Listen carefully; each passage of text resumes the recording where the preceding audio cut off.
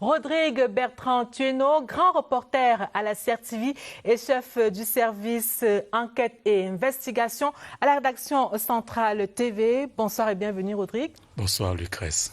Avec vous, nous allons évaluer les chantiers routiers au Cameroun. Au moment où nous allons évaluer les chantiers routiers au Cameroun, notre échange intervient à la suite de la visite de certains de ces chantiers par le ministre des Travaux publics, Emmanuel Nganou-Djoumessi, et au moment où une nouvelle date de livraison est annoncée pour la phase 1 de l'autoroute Yaoundé-Douala.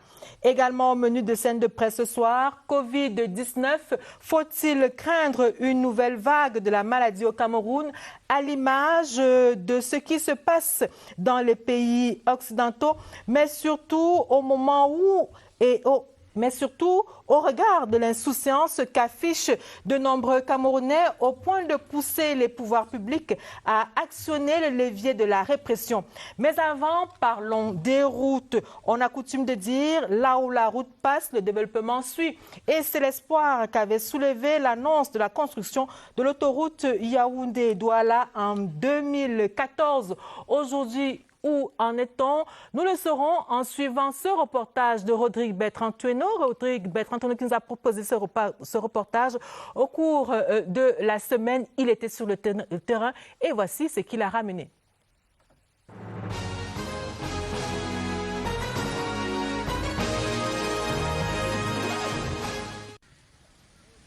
La décentralisation imprime ses marques dans les 14 communes du Mungu. Parmi les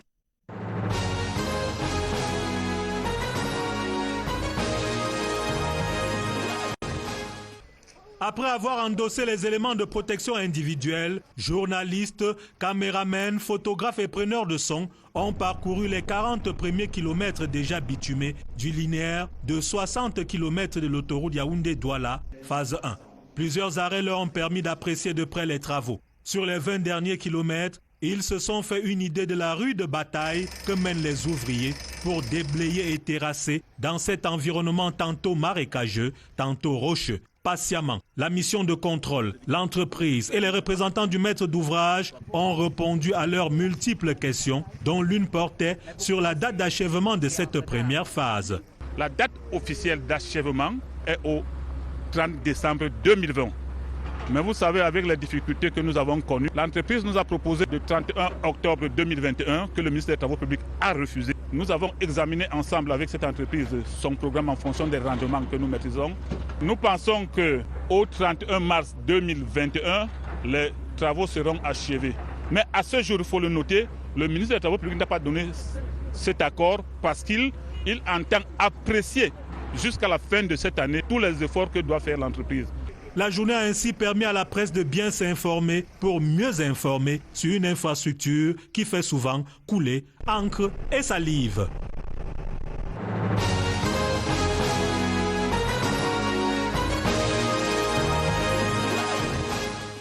Alors, monsieur le directeur, ce chantier a été lancé en 2014, on l'a dit, et vous venez encore de nous dire, on vient de le suivre dans ce reportage de Rodrigue Bertrand Tueno, que l'entreprise adjudicataire demande à nouveau un report de livraison pour le 31 mars 2021. Ce report qui intervient à la suite d'autres reports qui ont eu lieu, notamment ceux liés à la libération des emprises. Et ces reports ont mis à peu près 3 ans, d'où le retard que ce chantier a accusé.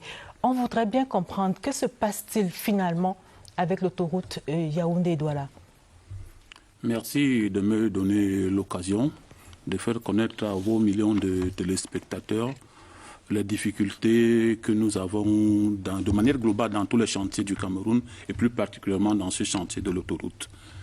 De manière générale, malgré toutes les dispositions qui sont prises, un chantier, et c'est le cas dans tous les grands chantiers, a toujours des problèmes liés à l'exécution. Il faut le dire, pour les problèmes au niveau du Cameroun, nous avons quelques petits, je peux citer quelques-uns, la liste n'est pas exhaustive. Il y a le plafonnement du décaissement, ça veut dire que malgré nos envies d'aller plus vite, nous avons un plafond de décaissement. Quand l'entreprise commence un chantier en fonction de son planning, il dit je peux consommer tant. Même quand bien même l'entreprise veut consommer et aller vite, il y a un plafonnement de décaissement pour les financements extérieurs. Ça veut dire qu'avec plusieurs chantiers, on est obligé de se limiter et ça nous limite. Et les entreprises le connaissent et font donc les efforts jusqu'à ce niveau. Il y a aussi, il faut le dire, de manière globale, l'insuffisance des budgets alloués aux différents projets. Nous savons que nous traversons des difficultés financières au Cameroun avec la situation qui est venue s'ajouter de Covid. Mais avant le Covid-19, on a Boko Haram au nord, on a la situation dans le nord et le sud-ouest. Et bien sûr, on a ce fameux problème de non-libération des emprises sur lesquelles nous avons assez souvent piétiné. Et heureusement, je pense que c'est un sujet qui est actuellement pris à main et un groupe est en train de réfléchir. Je voudrais avec Rodrigue, que vous reveniez sur l'axe, l'autoroute Yaoundé-Douala de manière précise. Je vais y arriver assez rapidement, si vous voulez bien. Et pour continuer dans le sens des problèmes de manière générale, il y a aussi le On va revenir sur ces problèmes, okay. Je vous le promets. L'autoroute, pour que les gens puissent comprendre la problématique de l'autoroute et des retards, il faut dire que c'est un chantier qui connaît des difficultés. Du fait de la masse des travaux qui ont été augmentés. Il faut le dire qu'initialement, c'est un chantier qui était prévu pour 2 fois 2 voies. L'administration a choisi de monter le niveau de standard aux normes internationales et a prescrit de faire un chantier de 2 fois 3 voies. Je voudrais que vos téléspectateurs et certains Camerounais, et la plupart des Camerounais comprennent que quand on passe à 2 fois 3 voies, nous passons à une plateforme de 33,5 mètres. Ça veut dire quoi? Nous sommes aujourd'hui en train de construire, en construisant 60 km d'autoroute, en fait, on est en train de construire 180 km de route comme l'axe Lour-Douala-Yaoundé. En termes de largeur? Oui, parce que la largeur fait 10 mètres et demi de l'axe Lour-Douala-Yaoundé, alors que l'autoroute fait 33 mètres. Donc ça peut être considéré comme nous sommes en train de construire 180. Donc les 60 km, les gens ont l'impression que c'est du retard. C'est vrai qu'on pouvait faire mieux, mais qu'on considère que c'est un grand et un gros chantier qui demande beaucoup de mobilisation et beaucoup d'efforts. Et comme je le disais, cette masse de travaux a sûrement impacté. Et nous avons aussi la nature de ce que nous avons rencontré, la difficulté naturelle, plus l'emprise est devenue lente, plus ces contraintes de terrassement et de mouvement de terre est devenue importante. Ajouté à cela, nous avons bien sûr le problème de la libération d'emprise.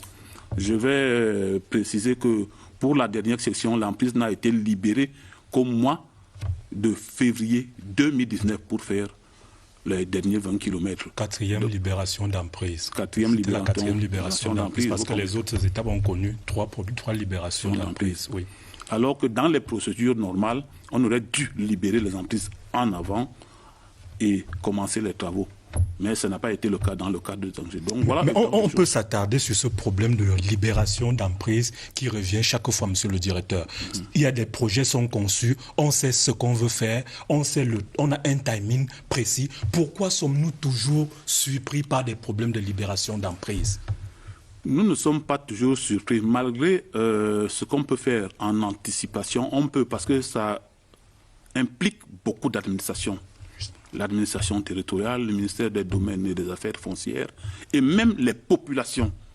Parce qu'il faut le dire, même quand bien même on fait une étude, au moment de l'exécution, il suffit qu'on modifie sur 60 km, même si on modifie un seul kilomètre, il faut reprendre la procédure à zéro. C'est ça l'une des difficultés.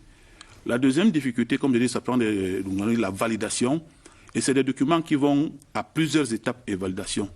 Et si j'en viens, on passe à ce problème, on en vient au niveau des populations et des difficultés de mobilisation des moyens pour rémunérer les populations. C'est des moyens qui sont importants, dont on n'a pas toujours la disponibilité de la liquidité. Surtout que c'est le Cameroun qui s'en occupe. Surtout que c'est l'État du Cameroun qui s'en occupe. Oui. Est-ce que tout ça ne pose pas le problème de la maturation des projets? Absolument. On pourrait voir ça de cette manière, mais je pense que non. C'est d'ailleurs pour cette raison que le Premier ministre, le chef du gouvernement, a donné des instructions et un groupe de réflexion est mis en place pour réfléchir spécialement et uniquement pour les libérations des projets. C'est un problème qui est aujourd'hui pris en main compte tenu des difficultés. Et d'ailleurs que le principal acteur de cette réflexion, c'est le ministère des Travaux publics. Je pense que c'est un problème qui est déjà connu, qui est maîtrisé. Il suffit maintenant de trouver les solutions qui font faire en sorte qu'on ne tombe plus sur cette même difficulté qui est déjà assez régulière et qui impacte énormément sur l'avancement des travaux. Au niveau, revenons donc sur l'aspect purement technique. Qu'est-ce qui justifie qu'un projet qui est conçu, on sait bien ce qu'on va faire, qu'on le lance et qu'en cours d'exécution, on le modifie. Le cas de cette autoroute, qui est l'objet de notre débat ce soir, il y a eu plusieurs modifications, notamment sur la voie de raccordement, je pense aussi.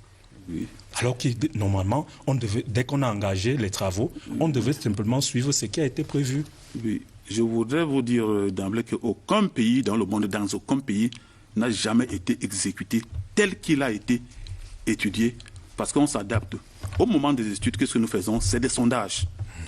Il y a quelques années, on le faisait tous les 1 km, après on est descendu. Aujourd'hui, nous le faisons à 250 mètres. Vous savez bien, entre 250 mètres, ça peut paraître petit, mais on peut avoir des surprises par rapport au moment où nous sommes en train de réaliser. Les études géotechniques, c'est pardon. C'est pour ça que les études géotechniques, on fait les sondages 250 mètres. On peut avoir un rocher qui est fait 100 mètres. Au moment de terrassement, vous êtes surpris de trouver un rocher qui a une longueur de 100 mètres. Monsieur le directeur, même aujourd'hui, avec tout ce qu'on a comme capacité de télédétection, de géodétection, les satellites et autres... Oui, malheureusement, à ce jour, le Cameroun n'utilise pas encore les télédétections qui coûtent énormément cher.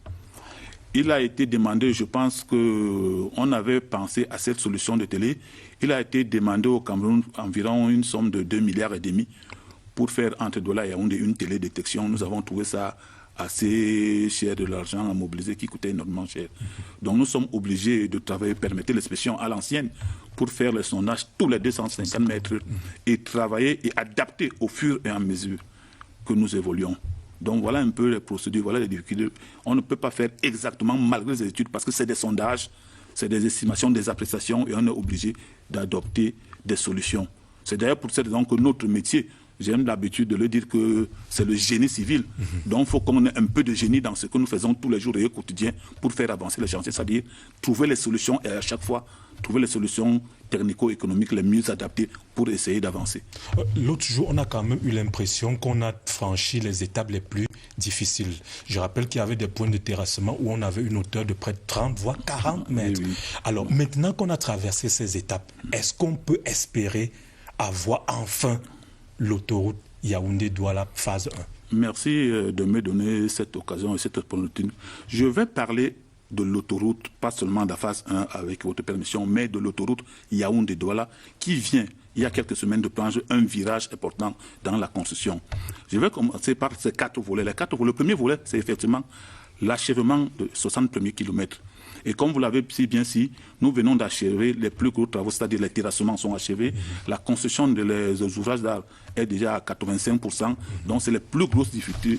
Il va rester d'achever les couches de chaussée et la couche de roulement. Je pense que nous sommes certains, parce qu'au 31 mars 2020, et je le disais tantôt dans le reportage que vous avez fait, parce que nous voulons à ce que l'entreprise fasse le maximum d'efforts jusqu'à la fin du délai contractuel prévu en décembre 2020. Permettez-moi d'être pessimiste, monsieur le directeur.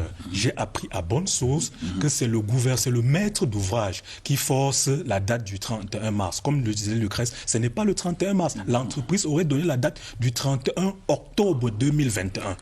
Vous forcez, le maître d'ouvrage force et impose, n'a même pas accepté la date du 31 mars que l'entreprise, parce qu'au départ, on nous avait dit c'est décembre 2020. Or, bien que le maître d'ouvrage soit pressé d'avoir son ouvrage, un béton ou bien une pile, lorsqu'on coule, il y a un délai pour qu'il... Et l'entreprise insiste sur la date du 31 octobre. Vous, maître d'ouvrage, vous voulez absolument que ce soit le 31 mars. Qui aura raison? Le maître d'ouvrage est dans son rôle. Les techniciens que nous sommes à côté de lui, nous sommes là pour le conseiller et nous sommes dans notre rôle. En fonction des rendements pris dès le débat et des engagements, nous analysons la production. C'est une question de production. Au-delà de la production et des engagements, quels éléments techniques vous permettent de croire que ce chantier peut être livré au 31 mars? Permettez que je continue. En réalité, le travail que nous faisons et la date du 31 mars est une date qui tient compte de tous les éléments techniques. Par contre, la proposition de l'entreprise à la fin de l'année tient compte des paiements. ce que nous refusons à date. Oui. Donc ça tient compte plutôt, je ne serai pas payé parce que les précédents des comptes n'ont pas été payés à date. Donc il met ce coefficient qui pour nous n'est pas maîtrisable. Maîtrisable, oui. Donc, Alors, je voudrais justement juste donner un chiffre avant que vous ne continuez. En ce qui concerne le taux d'exécution financière, il se situe aujourd'hui à 87,51%, soit 248 milliards, un peu plus de 248 milliards de francs CFA sur les 338 milliards pour un décaissement d'environ 202 milliards de francs CFA. Nous en sommes là aujourd'hui. Oui, oui. Vous conviendrez avec moi que l'entreprise attend des paiements, que ce soit de la partie camerounaise ou de Exim Bank Chine. Donc, c'est tenant compte de ces paramètres que l'entreprise fixe son planning. Pour nous, nous disons que techniquement, nous ne tenons pas compte des paiements, mais des rendements proposés par cette entreprise pour obtenir l'avancement réel des travaux. Donc, nous pensons, 31 mars, on pourrait avoir les 60 km déjà. Nous pensons que on aura ces 60 km. Certes, il y a des efforts à faire dans les paiements. Je pense que je laisse cette option aux autorités supérieures à ma hiérarchie, au gouvernement que je le dise, se prononcer sur ça. Mais le travail, notre date est une date technique. Tous les paramètres techniques, avec tous les paramètres techniques, nous achevons ce chantier au 31 mars. Lucrèce, avec de ta permission, une précision. Lorsqu'on dit 31 mars, autoroute Yaoundé-Douala, ce ne sera pas déjà ouvert au trafic? Non, parce qu'il y a des voies de raccordement. Oui, c'est le deuxième volet. Et on se pose la question, pourquoi ce saucissonnage des projets routiers? Pourquoi ne pas avoir conçu un projet en sorte qu'on ait à la fois la voie de raccordement et l'ouvrage mère? On a pensé à tous ces volets au début de l'autoroute, mais c'est une question de capacité à financer au même moment tous les projets. Le Cameroun a des difficultés financières. C'est un pays qui cherche son émergence, qui n'a pas toute la capacité. Et le Cameroun aujourd'hui, il faut aussi le relever, est un grand chantier dans toutes les régions. Au Cameroun, ça se demande beaucoup de moyens que nous n'avons pas. Donc nous sommes obligés de faire de l'intelligence, de la programmation et de faire au mieux pour que les chantiers ne s'arrêtent pas et continuent avec le peu de moyens que nous avons. Donc, dans la suite, comme je disais, nous avons pensé à tous ces volets. Donc, et le deuxième volet est justement le raccordement et la mise en circulation. C'est pour ça donc, que nous avons opté, après accord du Premier ministre, le ministre des Travaux publics a opté pour le partenariat public-privé avec un concessionnaire qui est la société mère de la société Chefek qui s'occupe maintenant de la réalisation des travaux. Ce qui va faire en sorte que la première phase réalisée sera comme un apport de l'État du Cameroun dans les négociations. Je ne pourrais pas dire davantage parce que c'est des négociations qui sont en cours actuellement et qui regroupent plusieurs administrations, notamment le ministère des Finances, le ministère de l'Économie, la CAA et bien sûr l'organisme en charge spécialiste du partenariat public-privé placé auprès du Premier ministre qui est le CARPA. Mais M. Bousnoum, quand bien même nous aurons les voies de raccordement, l'ouvrage, mais les 60 premiers kilomètres, il va manquer les postes de péage. Non, ça fait partie des voies de raccordement. Ça fait partie des ouvrages connexes aux voies de raccordement. Oui. C'est-à-dire que la structure, la société qui va venir en concession, qui va construire les raccordements, va construire, parce qu'elle sera pressée de mettre en exploitation. L'avantage du PPP. De PPP. Oui. Donc elle va mettre. Et le troisième volet, avec votre permission, c'est la phase 2, qui commence de Bibodi jusqu'à Douala, la phase 3, le volet 3, et qui est la phase 2, de Bibodi à Douala. Et là également, nous avons déjà anticipé. C'est pour ça que je parlais tout à l'heure qu'il y a quelques semaines, la construction de l'autoroute Yaoundé-Douala a pris un virage. Parce que on a déjà lancé les consultations pour ceux qui sont inclus. Non seulement on a lancé les consultations, par rapport à l'expérience de 60 km, on a voulu que personne n'ait 60 km aujourd'hui. Donc on a divisé les 130 km environ en trois lots. Et donc ceux qui dans l'opinion font un rapprochement en se disant si pour 60 km ils ont tapé plus de 5 ans, les autres on se retrouvera en 2050. Je pense que je les apporte les éclaircissements. Ils iront dans la tombe sans avoir vu. Non, je les apporte les éclaircissements nécessaires cet après-midi en disant qu'il y aura 3 sociétés pour les 3 lots Donc, en moyenne... C'est entendu. Je voudrais, Rodrigue, si vous permettez, qu'on parle quand même des autres routes. Absolument. Il y a certes l'autoroute Yaoundé-Douala qui fait couler beaucoup d'encre et de salive. Parce que c'était la véritable star du réseau routier. Les Camerounais voulaient expérimenter pour la première fois l'autoroute.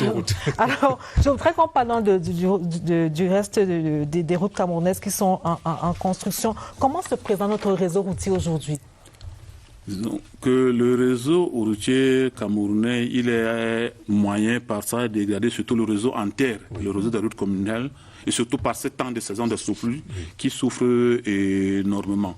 Sur les plus de 123 000 km de routes que nous avons au Cameroun, nous avons presque 13 000 km qui sont revêtus. Ce qui n'est pas... Mais l'objectif est que chaque année, le strict minimum, c'est qu'on ait au moins 500 km de route qui soient bitumées toutes les années. On peut aller plus comme nous le pensons, nous l'espérons, et comme vous allez le constater au niveau en 2001, on pense avoir 1000 km de route en 2021, autant pour moi. Donc les chantiers sont en cours presque sur tout le temps. Parlant de ces chantiers, je voudrais qu'on s'attarde sur quelques chantiers phares. Les populations du Grand Nord nous en voudraient si nous sortions d'ici, sans parler de l'état de la route Ngaoundéré-Maroua. Qu'est-ce qu'on a décidé? À un moment, on avait pris l'option de la réhabilitation pas à pas, et certains proposaient carrément la réfection de cet axe routier. Qu'est-ce qui est fait, monsieur le directeur? Non, les chantiers sont en cours sur tout le corridor de la nationale.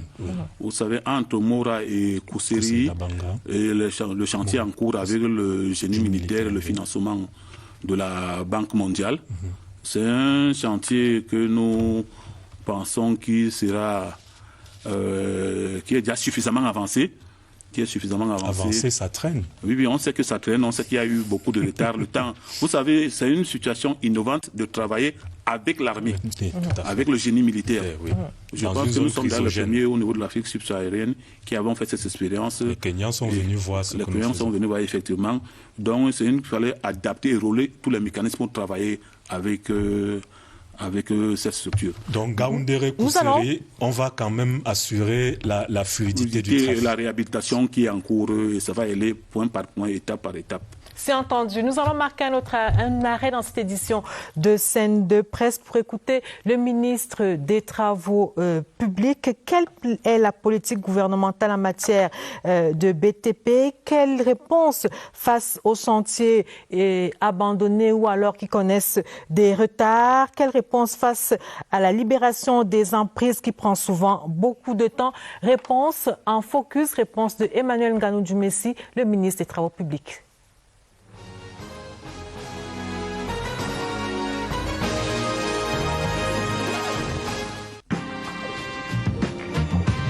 Dans le programme politique de M. le Président de la République, son Excellence Paul Biya, le volet développement infrastructure, notamment des infrastructures routières, est un axe central, compte tenu du fait que les infrastructures constituent les déterminants de la création de la richesse. À cet égard, quand vous mettez l'un dans l'autre, son programme de connectivité par la route, son programme de compétitivité de l'économie camerounaise, vous aurez le développement des chaînons nationaux, des corridors sous-régionaux. Ensuite, desserte des grands pôles économiques de notre pays. Enfin, le désenclavement des bassins de production. Nous avons exactement 123 223 km de route au Cameroun. Dans ce chiffre, vous avez 11% de routes qui sont revêtues. Et nous avons en construction un peu plus de 3457 km de routes. Parmi les routes en construction, il y a tous les chaînons nationaux de la Nationale 1 qui sont en construction. Je pourrais citer Maroua-Mora, qui n'était pas encore construite, qui l'est. Mora Dabanga Kousseri, qui est en construction. dans le cadre d'une collaboration avec le génie militaire. Si vous allez du côté de la nationale numéro 4 ou de la nationale numéro 6, là aussi elles sont en construction. Notre section est la plus longue et notre relief est plus accidenté. Nous réalisons ce corridor avec le concours des partenaires financiers internationaux. La mise en place du financement dédié au Cameroun a connu un petit retard et le relief est un peu plus complexe. Mais quand vous comparez le rythme d'exécution avec ce qui s'est passé de l'autre côté, vous noterez que nous avons eu un rythme d'exécution plutôt satisfaisant.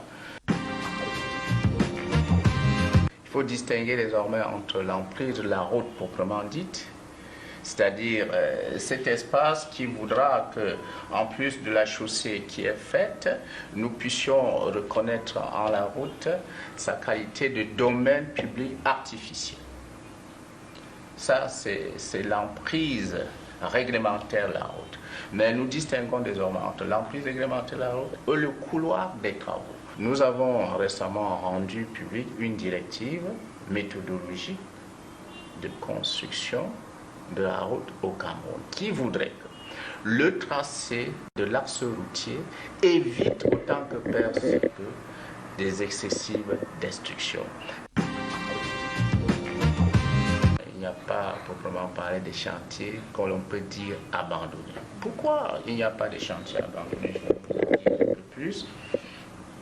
D'abord, il y a cet exercice de revue des chantiers routiers et qui nous amène systématiquement à désactiver les contrats et qui se sont étalés sur une durée excessive. Si vous avez eu un contrat à réaliser sur 6 mois et que 18 mois après, nous rendons compte que vous êtes encore sur le chantier, on désactive votre contrat. Désactiver signifie quoi? On le retire.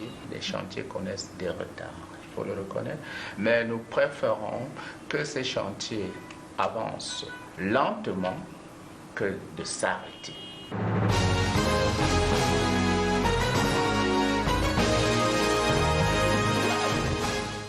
C'était donc là le ministre des Travaux publics Emmanuel Nganou Djumessi. Monsieur le directeur, sur une période de 3 ans, quels sont les fleurons de notre réseau routier national?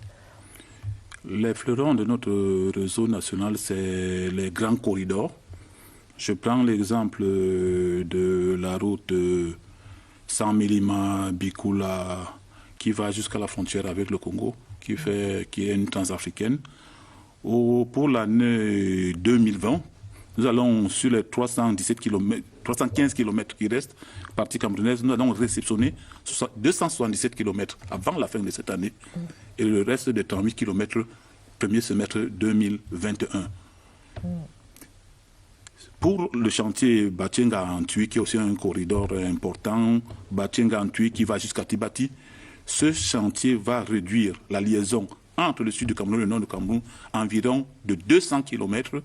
Là également, nous allons réceptionner environ 218 km en 2021 sur les 359 km. Donc les populations peuvent dire au revoir au bac?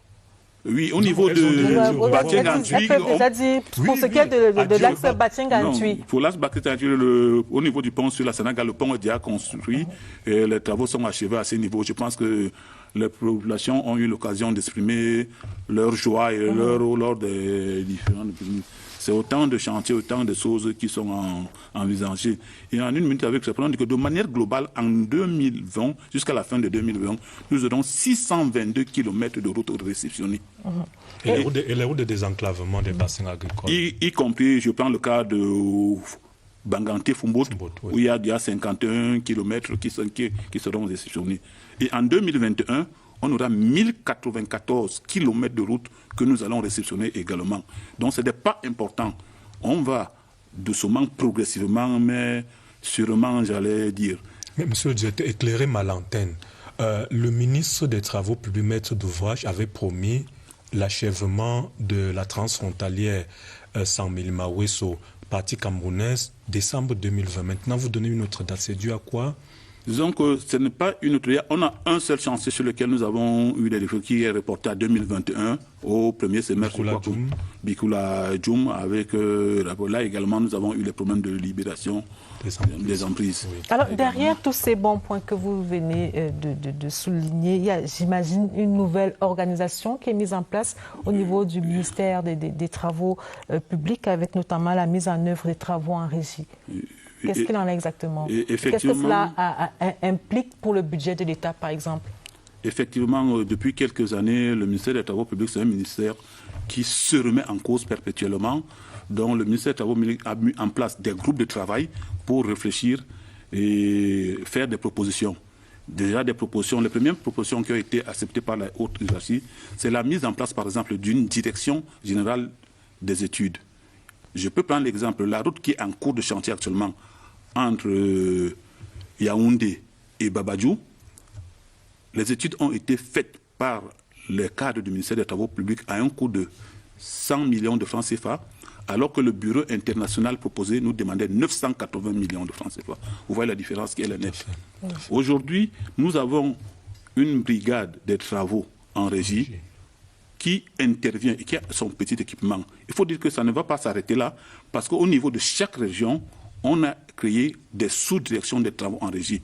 Nous n'avons plus d'équipement parce que, avec l'ajustement structurel que nous avons, l'équipement qu'avait le ministère des Travaux publics a été, je dirais, vendu, si c'est nous sommes en train de nous rééquiper et ça va se faire progressivement et on ne va plus attendre qu'un trou qui se forme, qu'on attend qu'il y ait un gros marché pour intervenir directement. Alors justement, parlons de ces trous. Rodrigue, on va peut-être commencer à parler de l'entretien routier. Parlons de ces trous, notamment de ces nids de poules.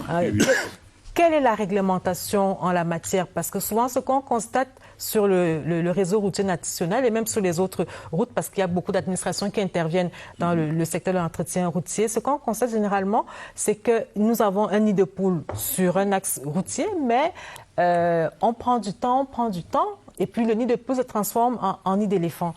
Quelle est la procédure? Pourquoi ne pas anticiper? Parmi les solutions pour anticiper, c'est déjà la mise en place de cette brigade des travaux en régie. Jusqu'à il y a quelques années, il fallait attendre, on ne mobilisait pas une entreprise pour un seul trou ou deux trous. Il fallait attendre et ça prenait du temps et la route continuait à se dégrader au fur et à mesure pour mobiliser une entreprise. Parce que si vous la mobilisez pour une seule tâche, son installation de chantier sera presque identique comme s'il venait faire réhabiliter d'autres trous. On peut dire que le ministère a déjà son bataillon d'intervention rapide. On peut l'appeler ainsi comme ça, en ce qui concerne les routes, on peut l'appeler ainsi. Oui. Donc c'est un outil très fort, c'est un aménagement qui va se faire progressivement. Mais il faut aussi dire aujourd'hui que nos routes ont atteint un niveau de dégradation compte tenu du fait qu'on n'a pas intervenu pendant longtemps, qui fait en sorte que quand bien même les PME interviennent, on bouche un trou, tout de suite un autre. C'est comme un vieux tissu fatigué qui est en train de se dégrader. Ça pose un problème.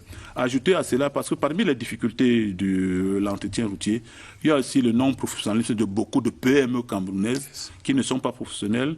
Et je sais que d'un autre côté, c'est aussi des PME qui ont des difficultés à se faire accompagner par les banques.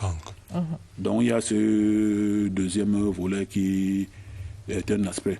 Le fonds routier qui est... Je voudrais, avant que vous ne parliez du fonds routier, que nous allions sur le terrain pour voir justement comment ce fonds routier travaille avec certaines communes. Et nous prenons la route de Nkonsamba, c'est avec Franck et Evina.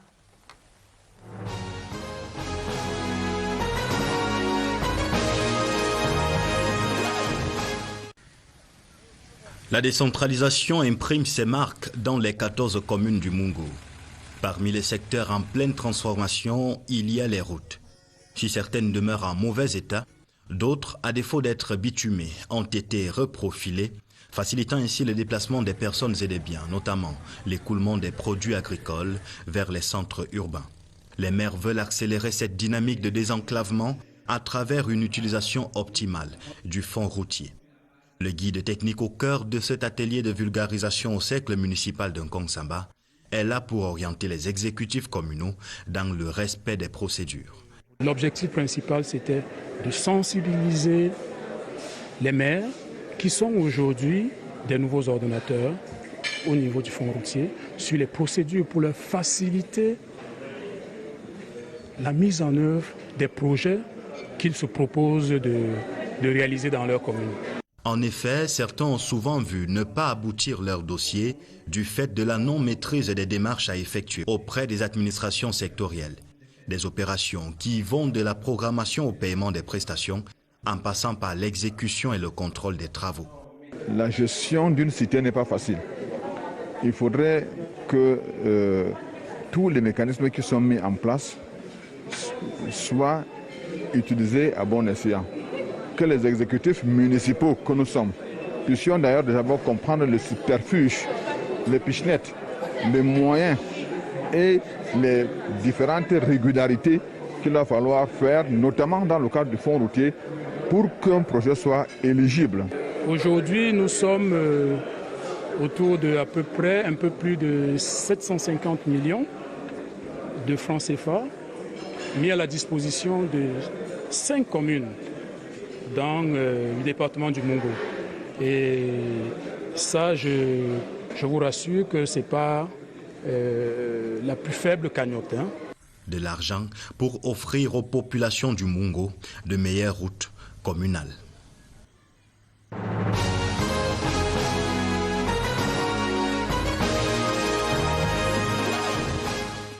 Merci Franck et Vina. Monsieur le directeur, vous avez entendu, vous avez suivi ce reportage et vous avez particulièrement suivi l'intervention du maire de Konsamba premier qui parlait de déceler toutes les pichenettes pour pouvoir avoir des financements, savoir comment ça fonctionne, quelles sont les différentes étapes à parcourir pour pouvoir avoir des financements.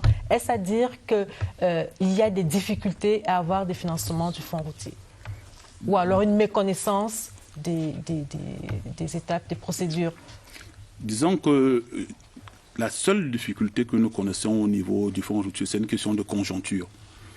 Parce qu'au départ, le fonds routier qui a été créé pour thésauriser les financements et payer rapidement les PMI a fait ce travail jusqu'au moment où on s'est rendu compte qu'il y a l'argent, je peux dire, qui dormait et qui n'était pas utilisé, alors que l'État du Cameroun, de manière globale, avait des besoins énormes. Il y avait beaucoup d'argent qui dormait au fonds routier et l'État. Donc,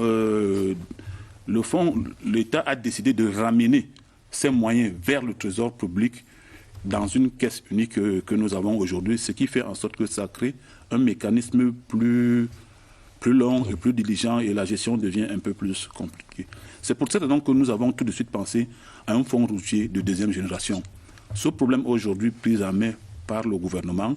Les groupes de réflexion sont en cours pour trouver des solutions idoines et diligentes entre nous, les opérationnels.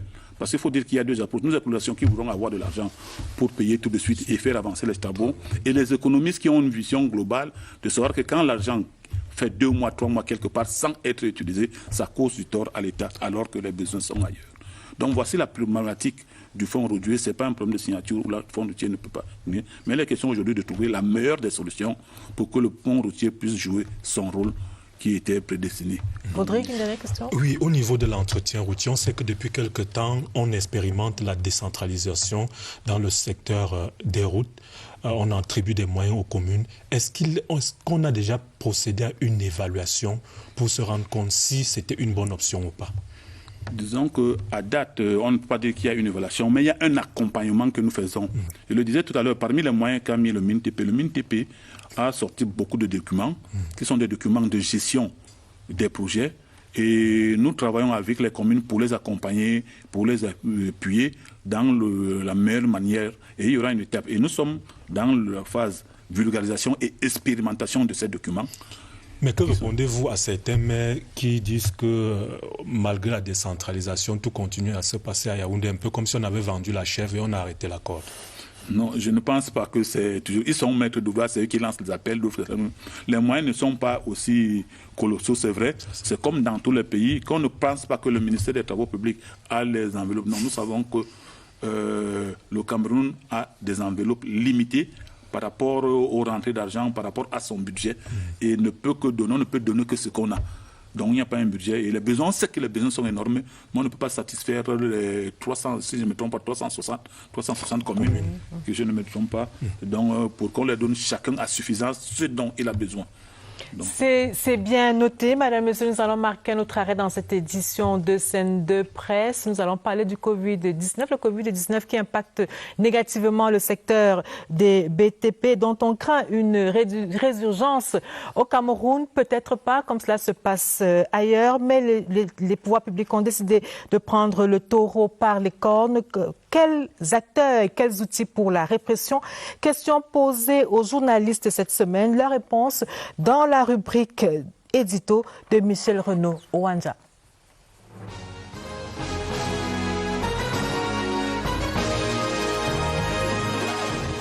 Les acteurs les plus immédiats, c'est toujours les acteurs du secteur médical qui doivent faire preuve de monter en puissance dans leur action. Mais aussi, il faut associer en premier les collectivités territoriales décentralisées qui ont un rôle direct dans la relation avec les populations. Je pense que maintenant, il faut passer à une étape supérieure. Et l'étape là, c'est cette répression.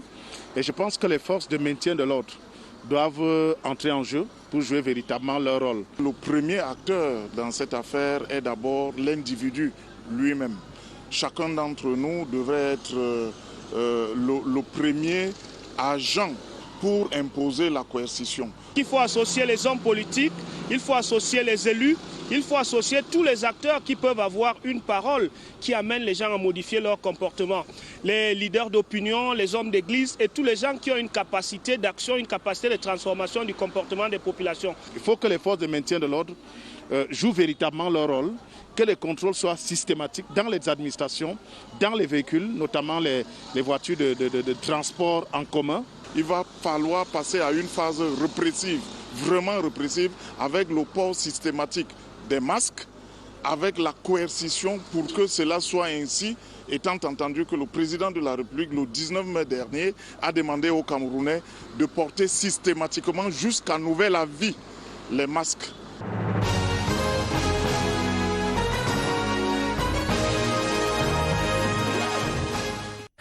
Retour sur le plateau, dès maintenant avec deux dames. À ma droite, le docteur Fanny Mahamat, qui est directeur de la promotion de la santé au ministère de la Santé publique, que nous accueillons à nouveau sur ce plateau. Bonsoir docteur et bienvenue. Merci, bonsoir mesdames, bonsoir madame Ebenga, Chetabilé, bonsoir chers téléspectateurs. Chetabilé donc, à ma gauche, Chetabilé qui est le chef du département des tranches spécialisées au poste national de la CRTV. Bonsoir et bienvenue sur le plateau. Bonsoir Lucrèce Mbenga, bonsoir docteur Mahamat Fané. Et avant de vous presser de questions tout à l'heure, je voudrais vous remercier chaleureusement une fois encore, vous qui m'avez si assidûment accompagné jusqu'à la guérison quand j'ai été contaminée au coronavirus. Vous imaginez bien que cette expérience-là nourrira un certain nombre d'interrogations ce soir. Je vous en prie, on ne faisait que faire notre devoir. Merci de votre disponibilité. C'est bien entendu. Alors, docteur Fanny Mahamat, avant que nous n'entrions dans le vif du sujet, celui qui porte sur la résurgence de la maladie au Cameroun, c'est une problématique que nous allons aborder dans cette deuxième partie de Scène de Presse. Je voudrais d'abord savoir quelle est la situation de la maladie au Cameroun aujourd'hui. Alors déjà, dans le monde, il y a 214 pays qui sont touchés par le Covid-19 à date, avec près de 22 millions de personnes qui ont été testées, dépistées positives. En Afrique, 54 pays sont touchés. Donc, au niveau du Cameroun, la veille du 20 août 2020, nous avons enregistré 18 662 personnes qui ont été dépistées positives et nous avons malheureusement perdu certains de nos compatriotes. Donc 408 décès ont été enregistrés, soit un taux de létalité de 2,21%. Fort heureusement, nous avons un taux de guérison qui est assez élevé, autour de 91% pour 17 065 personnes qui ont été déclarées guéries. Alors, au point où nous sommes rendus aujourd'hui, qu'est-ce qu'on va dire? Nous avons atteint le pic, nous sommes en phase plateau encore, ou alors on a amorcé la descente? Alors, les informations que nous avons en ce moment, lorsque nous analysons les chiffres, nos données que nous avons, nous nous rendons compte qu'il y a effectivement une décroissance de gens. Nous avons atteint le pic il y a à peu près un mois et dont nous sommes... Mais il faut le dire, le dépistage, le taux de dépistage n'est pas aussi élevé. Il faut également le dire. C'est vrai que le seuil, la prévalence au sein des personnes qui sont dépistées commence à baisser. Donc, en ce moment, on peut dire effectivement que nous sommes dans une phase où il y a la courbe qui est en train de décroître. Mais il faut éviter, il faut craindre qu'il y ait de nouveaux pics. Effectivement. Alors, justement, avant que nous n'abordions la question de la résurgence, Cheta, peut-être devrions-nous nous poser la question de savoir, en ce qui concerne, parler des personnes asymptomatiques, parce qu'on a le sentiment depuis un certain temps que ce ne sont que ces personnes-là qui sont déclarées positives au coronavirus. Où sont passés les cas sévères? Alors, déjà, il faut dire que nos capacités de dépistage, avec la stratégie que nous avons mis en place, notamment la stratégie des 3T, traquer surtout, tester et traiter, fait en sorte que nous avons cette possibilité-là d'aller chercher, d'aller vers le virus, d'aller dans les communautés. Donc, nous encourageons régulièrement tous les volontaires, même les personnes qui ne sont pas symptomatiques, tous ceux qui veulent se faire tester, à se faire dépister. Donc, tous ceux qui présentent des symptômes ou alors des petits malaises qui se font dépister. Et donc, du coup, il y a un dépistage massif des populations. Ajouté à cela, nous avons le traitement. Nous avons un protocole qui, il faut le dire, il marche. Depuis le début de l'épidémie, nous avons suffisamment de médicaments suivant ce protocole-là et dont les patients qui sont dépistés positifs sont très tôt mis sous traitement suivant ce protocole mis en place par le comité scientifique. C'est ce qui diminue les cas sévères? C'est ce qui diminue c'est ce qui pourrait expliquer cette diminution des cas. On ne peut s'empêcher de remarquer, docteur Mahamat Fane, c'est vrai qu'il y a des milliers de malades, c'est vrai qu'il y a des centaines de morts et c'est dommage, mais on ne peut s'empêcher de remarquer que les statistiques sur le continent africain ne connaissent pas la même ampleur qu'ailleurs dans le monde. Avec le recul aujourd'hui, comment le comprendre, comment le prenez-vous? Alors, des études sont en cours, mais déjà, il faut savoir que les cas que nous suivons en ce moment avec nos équipes, nous avons constaté qu'il y a une immunité, dont les IgM notamment. Ceux des Camerounais en ce moment, le résultat viendra ultérieurement, certainement nous aurons l'occasion de le présenter aux Camerounais, mais nous avons un taux d'IgM chez les Camerounais qui dure un peu plus longtemps, dont les Camerounais sont protégés un peu plus longtemps, alors que ce qui a été constaté dans les autres pays, notamment en Europe, au bout de 15 jours, il chute. Et donc, tout ça peut expliquer. Nous avons beaucoup de réflexions. Nous sommes en train de mener des recherches. En ce moment, nous aurons certainement des réponses. Mais une chose est sûre, effectivement, nous avons un seuil de contamination qui est assez bas. Jusque-là, on peut le dire. Et nous avons des cas, le plus souvent, ils sont asymptomatiques, la majorité des Camerounais. Donc, le système de riposte, les acteurs de la riposte que vous êtes, ne se reprochent absolument rien dans la manière dont les statistiques sont prélevées. Il y a eu à un moment des voix à l'international qui se sont mises à soupçonner les pays qui avaient des chiffres un peu bas de ne pas faire un décompte tout à fait exhaustif. Voilà. Bon, alors rien n'est parfait. En fait, nous parlons de la fiabilité de ces statistiques. Alors pour ce qui est de la fiabilité, il faut reconnaître qu'effectivement, une de nos faiblesses en ce moment, c'est la gestion des données. Mais beaucoup d'efforts sont faits avec des stratégies, notamment l'opération coup de poing que nous sommes en train de mettre en ce moment, surtout pour les régions qui sont les plus affectées. C'est le cas pour le centre, le littoral et l'ouest, où nous sommes allés même en ce moment, nous sommes allés voir, vérifier déjà les chiffres que nous avions, mis en place de nouveaux registres, de nouveaux outils, de nouvelles applications, donc pour permettre, nous sommes en train de corriger cela, mais une chose est sûre réellement, tous les volontaires qui viennent, ils sont dépistés et ceux-là moins sont captés dans le système et l'information. Il y avait ces accusations à l'international, pendant que, paradoxalement, en interne, certaines familles soupçonnaient que leurs défunts ne soient pas ne soient pas décédés de coronavirus, que pour rattraper les observations des organisations internationales, le système se mettrait à grossir un peu les chiffres pour échapper à la critique. Que dire aujourd'hui à ces familles qui ont parfois vu des proches entrer à l'hôpital, ont à peine eu le temps de réaliser qu'ils sont malades, ces personnes sont décédées et on leur annonce coronavirus, on ne vous remet pas le corps, etc., etc. Alors, c'est vraiment dommage, effectivement. On n'aimerait pas se mettre à la place de ces personnes qui ont perdu, nous le regrettons tous, la perte d'un être humain. Mais il faut le dire, il y a eu une stigmatisation de la maladie à un moment donné. Il s'agit d'une grippe. Il s'agit d'une maladie très contagieuse et chacun d'entre nous peut très bien la contracter.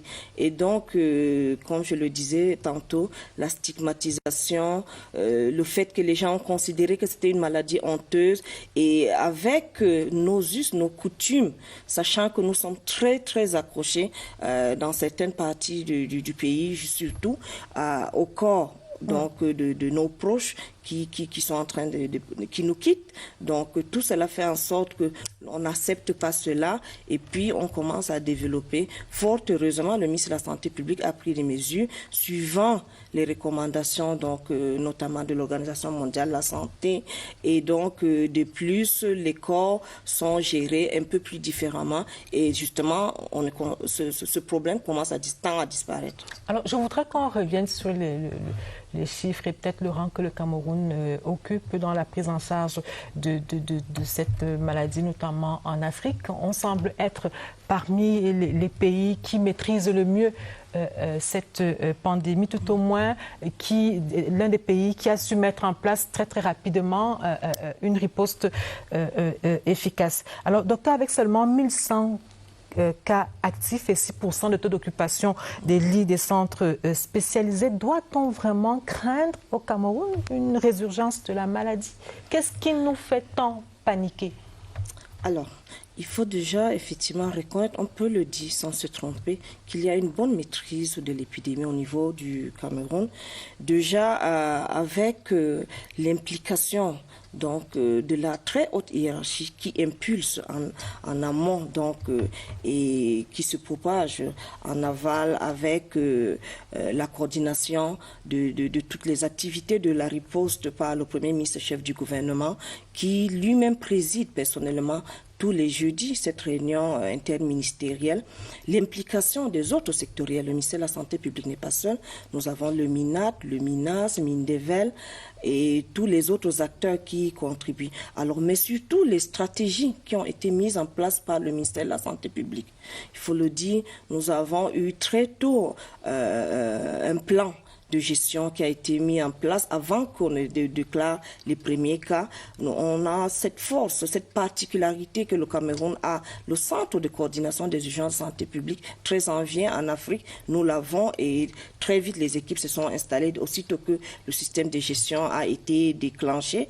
Et il faut le dire, nous avons une bonne maîtrise avec la surveillance qui est effective aux portes d'entrée avant que les fermetures des frontières ne soient instruites. Et également la prise en charge des cas.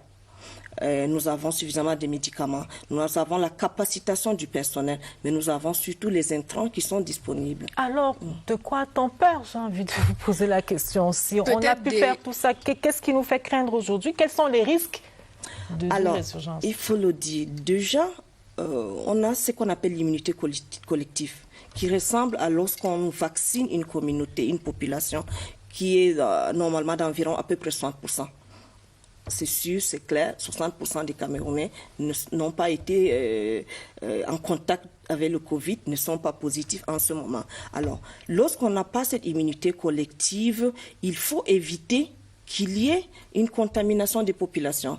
Nous avons certes en ce moment 140 districts de santé sur les 190 qui comptent le Cameroun, où nous avons déclaré 141 des cas positifs, mais il y a encore des districts de santé où on n'a pas encore observé des cas. Alors, nous aurons d'autres événements à la rentrée scolaire, la rentrée académique, universitaire. nous aurons l'ouverture des frontières pour des raisons socio-économiques. Tout cela pourra faire en sorte qu'il faudrait que, en retour, les populations adhèrent, que les populations s'engagent avec justement le respect des mesures édictées, surtout le port adéquat du masque qui est très très important pour pouvoir éviter de se faire contaminer, la distanciation sociale et autres. Donc en réalité, il y a bel et bien des facteurs pour des raisons socio-économiques, comme je le disais pour mes résumés, et qui pourront faire en sorte qu'il y ait des croisements, qu'il y ait des brassages, qu'il y ait des sorties des personnes. Et nous n'avons pas atteint l'immunité collective. Il n'y a pas de vaccination contre Covid-19 à date. Et donc, la seule chose qu'il y a à faire, effectivement, c'est de continuer de sensibiliser les populations pour que les populations s'engagent réellement. Elles adhèrent, qu'elles se fassent dépister également avec toutes les stratégies que nous avons en ce moment, avec l'approche des unités mobiles, nos caravanes mobiles qui sillonnent le pays. Que penser de la perspective du changement de saison? Généralement, un moment de grande résurgence de différentes grippes, les grippes plus ordinaires. Est-ce que vous regardez avec anxiété, avec angoisse, vous, les acteurs de la riposte, ce moment-là? Anxiété, angoisse, bon, je dirais plutôt nous préparons. Effectivement, nous les connaissons, ces périodes de fin d'année, début d'année, où effectivement nous avons des saisons où nous avons nos grippes habituelles. Covid-19, c'est un nouveau virus, donc, mais qui rentre toujours dans la même famille des coronavirus, donc de celle de la grippe, et donc on peut très bien observer effectivement ces facteurs environnementaux peuvent également influencer. Il était question de profiter des richesses de notre pharmacopée. On a commencé à le faire avec quelques acteurs de premier plan. Ouais. Comment est-ce qu'on compte poursuivre dans cette lancée? Alors, pour pouvoir continuer à être autonome dans la gestion, effectivement, efficacement la maladie, il est important que nous soyons réellement autonomes, que nous puissions avoir d'abord des médicaments, même ceux de notre protocole qui sont produits localement. Ça, c'est un travail qui est fait par l'équipe du MINRESI. Nous avons une très bonne collaboration, notamment la direction de la pharmacie, du laboratoire et du médicament qui travaille avec les experts du MINRESI. Ces médicaments-là vous donnent satisfaction, autant que des pilules venues de hors du Cameroun? Les médicaments n'ont pas encore été produits. Malheureusement, pas encore. Donc, le MINRESI pourra très bien répondre en temps opportun à cette question. Mais également, parlant des MTA, des médicaments traditionnels, voilà. Donc, il faut le dire, le ministre de la Santé publique a publié d'ailleurs un communiqué radio-presse à ce sujet où il a invité les promoteurs de ces médicaments parce qu'il a reçu la correspondance d'une vingtaine d'entre eux qui se sont proposés, mais en réalité, les dossiers ne sont pas complets. Et donc, il les a invités à revenir vers le ministère de la Santé publique, vers le comité scientifique qui est là, mais aussi toutes les instances techniques du ministère de la Santé publique pour pouvoir les accompagner. Et ça sont les instructions du Premier ministre. Alors, je voudrais qu'on s'arrête quand même sur un cas, le cas de Monseigneur Cléda, qui lui dit, qui affirme qu'il a pu guérir un certain nombre de malades, un grand nombre de malades, et que les hôpitaux catholiques qui recevaient ce médicament et qu'il administrait à leurs patients sont vides. Tout au moins, il n'y a plus de malades de Covid dans ces différents hôpitaux-là. Alors, quel est l'appui que le gouvernement entend, par exemple, accorder à Monseigneur Cléda, pour ne parler que de lui? Est-ce que vous prenez en considération, est-ce qu'on pèse le poids réel de son apport? Alors, le souhait, normalement, du Camerounais et de la Camerounaise que je suis, c'est effectivement qu'on puisse avoir un médicament au Cameroun, produit au Cameroun, et donc le fruit de la recherche d'un Camerounais qui puisse guérir des Camerounais et pourquoi pas d'autres personnes dans le monde. Il faut le dire, nous sommes en science. Et le ministre de la Santé publique est revenu plusieurs fois. Il y a des critères à remplir absolument pour pouvoir confirmer ou alors être accompagné pour que les informations puissent être confirmées. Celui de la qualité du médicament. L'efficacité, l'innocuité, il faut absolument prouver qu'on remplit ces critères-là. Et je crois que c'est ce qui est attendu. Le ministre de la Santé publique a d'ailleurs dépêché des collègues, le directeur de la pharmacie, avec toute une équipe pour aller rencontrer Monseigneur Cléda. Et comme je le disais tantôt, il a invité vraiment ses compatriotes à se rapprocher pour pouvoir accompagner cela. Oui, l'accompagnement est bien possible. Le ministère de la Santé publique est prêt à le faire. Et on espère bien qu'on pourra bien avoir un produit made in Cameroun pour traiter le Covid-19. Pourquoi pas? Alors, docteur, si cela devait repartir, si cette fameuse nouvelle vague redoutée ailleurs dans le monde devait se produire au Cameroun, au moment de la première vague, on a quand même vu un système passablement, je trouve pas d'autres mots, je vais dire dépassé. C'est-à-dire que des appels qui attendaient 24 heures, 48 heures pour une réponse, des patients qui fendaient les villes dans un sens et dans l'autre en ambulance à la recherche d'un lit. S'il devait y avoir une seconde vague, quels sont les éléments qui vous permettent d'affirmer que ce serait différent? Oui, alors, nous étions face à une urgence. Il faut le dire, le monde entier n'était pas préparé. Et je vous l'ai dit, nous avons certes eu un plan, mais il faut reconnaître qu'il y a eu beaucoup d'efforts.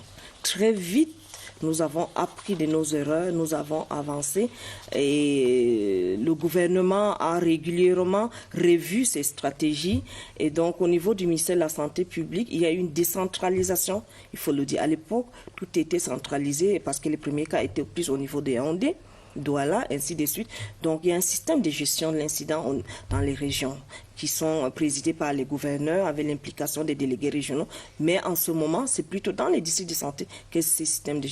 Et le ministre de la Santé l'a déjà dit, tous les districts de santé sont capables de prendre en charge en ce moment les cas qui peuvent être déclarés positifs. Des tests de dépistage rapides sont mis dans tous les districts de santé sur l'étendue du territoire national. Nous avons en ce moment 15 laboratoires parce qu'au début, il faut le dire, il n'y avait que le centre Pasteur de Yaoundé où on pouvait faire le test. Mais là, nous sommes à 15 laboratoires qui peuvent faire la PCR. Donc, si on vous a bien compris, le Cameroun peut facilement faire face ou alors peut mieux faire face à une résurgence du Covid-19 aujourd'hui? On peut mieux l'affronter? Oui, on peut l'affirmer. Le Cameroun est préparé à une nouvelle. En ce moment, nous sommes en train, d'ailleurs, le ministre de la Santé publique a instruit et demain matin, il y aura le démarrage de l'évaluation de la riposte depuis les 6 mois et donc certainement une nouvelle stratégie ou alors la stratégie va être revue et donc nous pourrons faire face, il faut le dire. Je vais prendre le cas de nos centres de traitement. Le cas de Orca, nous avons 281 lits pour la ville de Yaoundé dans la région du centre, avec environ 83 lits pour la prise en charge des cas sévères, de la réanimation. Ça, c'est ce que nous n'avions pas au début. Alors, si vous permettez, je voudrais quand même qu'on s'arrête sur ces sites spécialisés. Est-ce que ces sites-là sont sécurisés? Je prends par exemple le cas du site d'Olembe qui est assez excentré, où le gouvernement a investi notamment en termes de petits équipements, de literie et tout cela. Est-ce que ces centres sont sécurisés? Ces différents espaces sont sécurisés? Alors, le personnel de la santé, c'est vrai, n'est pas préparé à la sécurité, s'il faut parler de la sécurité des individus, mais nous avons... Je ne parle pas de la sécurité des individus, je parle du matériel. Alors... Ne disparaissent pas. C'est valable pour Olembe, c'est valable pour Orca dont vous avez parlé, c'est valable pour tous les autres sites qui ont été aménagés par le gouvernement pour la prise en charge. Étant donné que ces espaces sont, entre guillemets, peu sollicitants en ce moment, sont vides en ce moment. Alors, c'est une très bonne question parce qu'en réalité, Covid-19, pour le pays, pour le Cameroun, c'était plutôt un moyen vraiment pour nous. Malheureusement, nous avons des cas, nous avons perdu des cas également, des décès, mais en réalité, elle nous a permis de revoir notre système, de pouvoir l'améliorer. Comme vous le savez, nous sommes par exemple en train de vouloir mettre en place très éminemment la couverture santé universelle. Et donc, il y aura normalement besoin d'équiper, de renforcer nos plateaux techniques. Donc, ce matériel sera effectivement dédié à ceux qui vont aller dans nos formations sanitaires. Il y a bel et bien un regard qui est mis sur ce matériel qui normalement devrait plutôt aider le pays à se préparer, à améliorer plutôt son plateau technique. Place à la revue de presse, une signature de Franck Evina.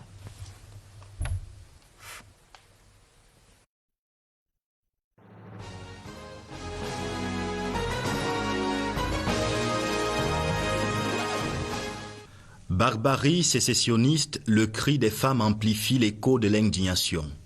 Elles ont marché dans les rues de Buea en réaction aux meurtres odieux commis ces derniers jours par des séparatistes armés. L'acte de courage du regroupement des femmes vivant dans le sud-ouest a été salué par le gouverneur Bernard Okalia-Bilai au moment où un émissaire du premier ministre chef du gouvernement allait réconforter la famille de Siri Comfort Toumazan, tué à Mouyouka le 11 août dernier, rapporte Cameroun Tribune. En disant plus jamais ça, le gouvernement a décidé de restreindre la vente d'armes blanches dans le nord-ouest et sud-ouest. L'instruction du ministre de l'administration territoriale a aussitôt été mise en application par les gouverneurs des dites régions. D'après Le Jour, l'achat des machettes est particulièrement visé par cette décision, ainsi que les ventes du fer à béton pour une durée de 4 mois. Le quotidien bleu indique qu'à travers ces mesures, Paul Atangandji veut endiguer ce qu'il pense être la voie d'acquisition du matériel des terroristes.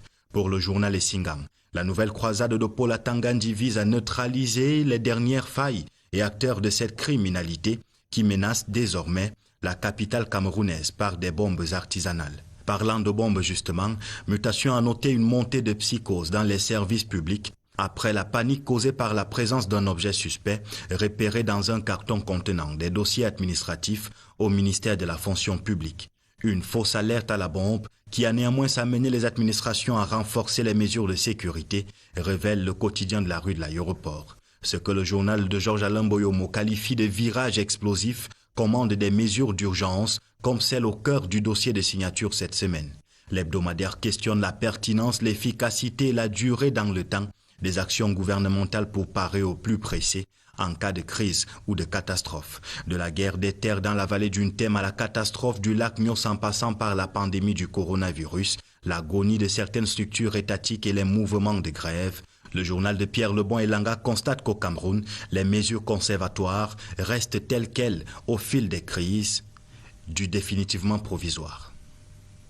La revue de presse était sur la scène.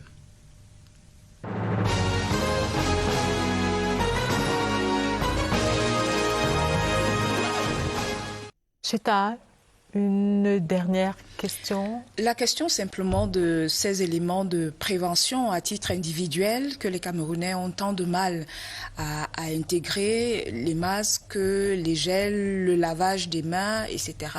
Il est question de redire aujourd'hui qu'il n'y a vraiment pas autre moyen de se mettre à l'abri du coronavirus, Dr Mahamat. Oui, merci Cheta pour cette question. Effectivement, il faut déjà dire que le Cameroun dispose vraiment de suffisamment un vaste dispositif technique, humain, donc pour accompagner les populations camerounaises dans cette gestion de l'épidémie du Covid-19. Je l'ai dit tantôt, le gouvernement, avec l'appui de ses partenaires, a mis en place tout ce qu'il faut également pour la prise en charge des cas éventuels positifs. Malheureusement, il n'y a pas de vaccin à date. Et donc, la seule chose qui reste, c'est la prévention.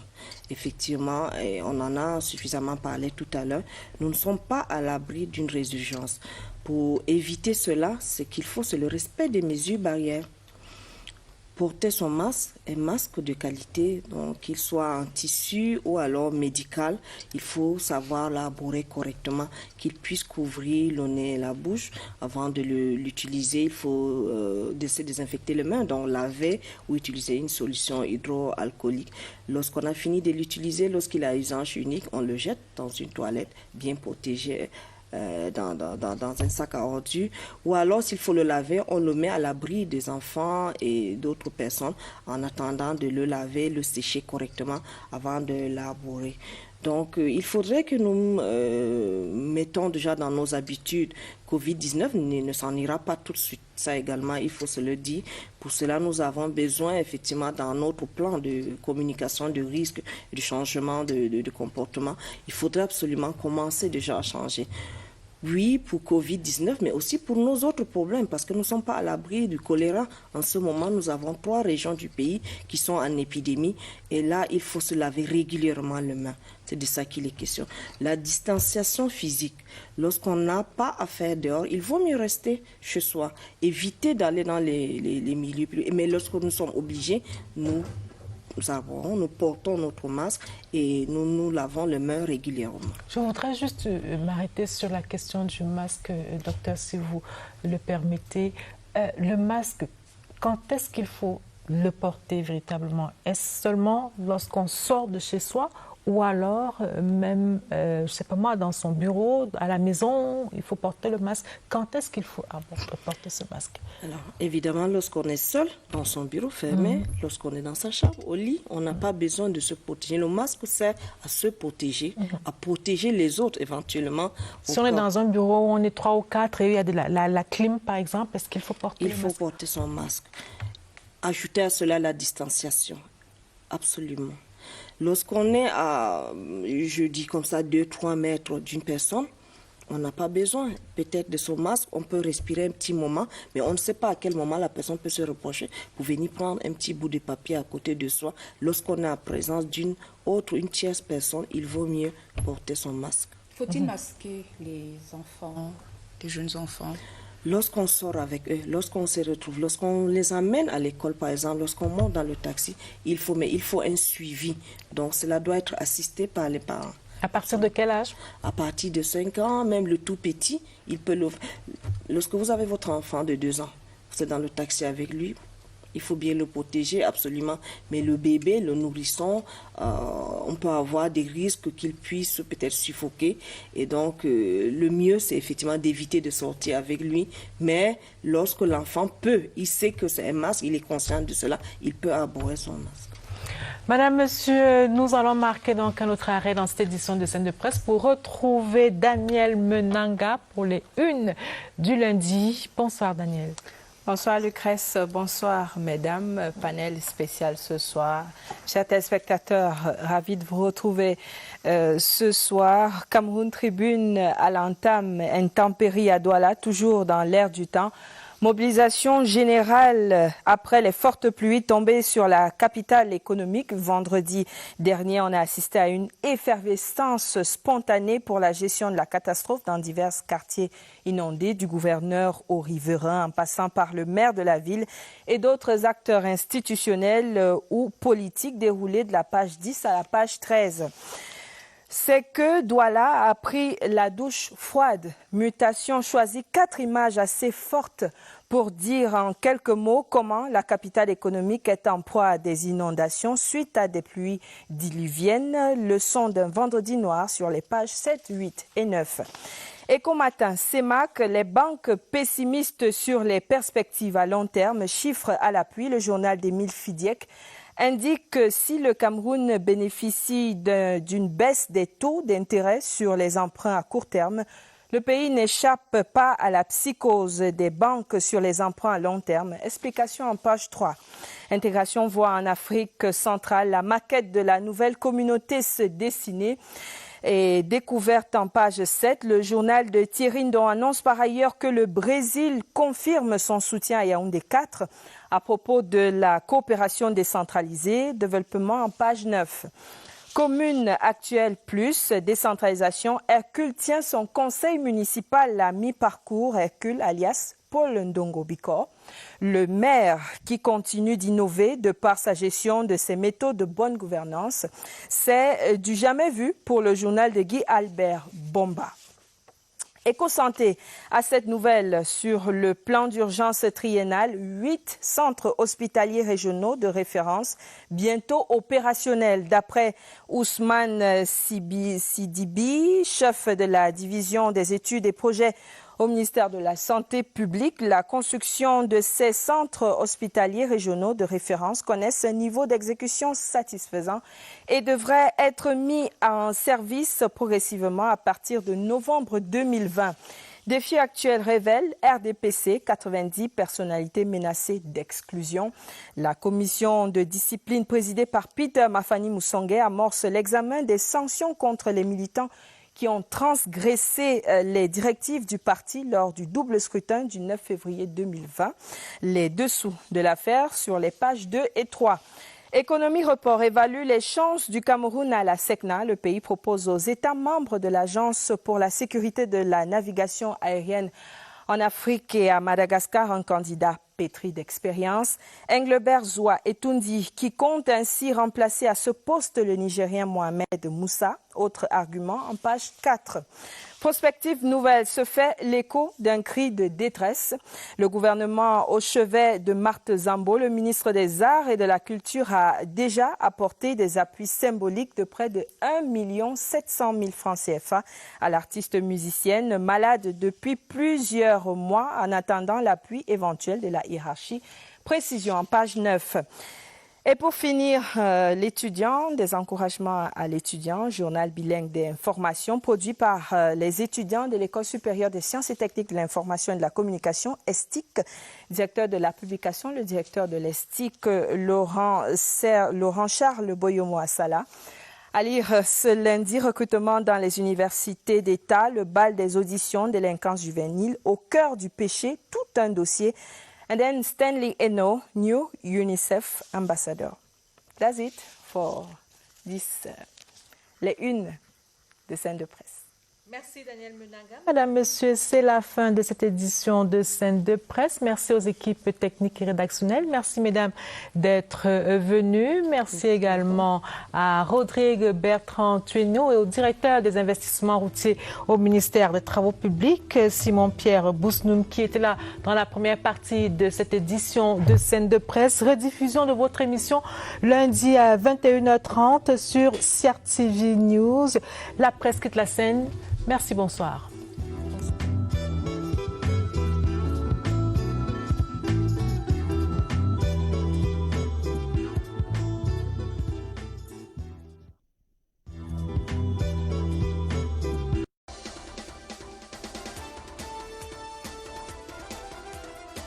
Parce que la loi est claire. Pour procéder une arme, il faut une autorisation expresse du ministre de l'administration territoriale. L'objectif final, c'est ramener la paix, le dialogue, la concorde, le vivre ensemble entre les... Et le problème justement de ce type d'objectif, c'est que ce n'est pas mesurable. Il n'est pas mauvais de s'endetter pour investir dans le capital. Au Cameroun, la guerre des tribus n'existe pas. Et puis le chef de l'État a même dit aux nations, nous sommes tous mendiants de la paix. Vous prenez un taxi, vous n'allez pas dire, monsieur le chauffeur de taxi, vous êtes de quelle tribu?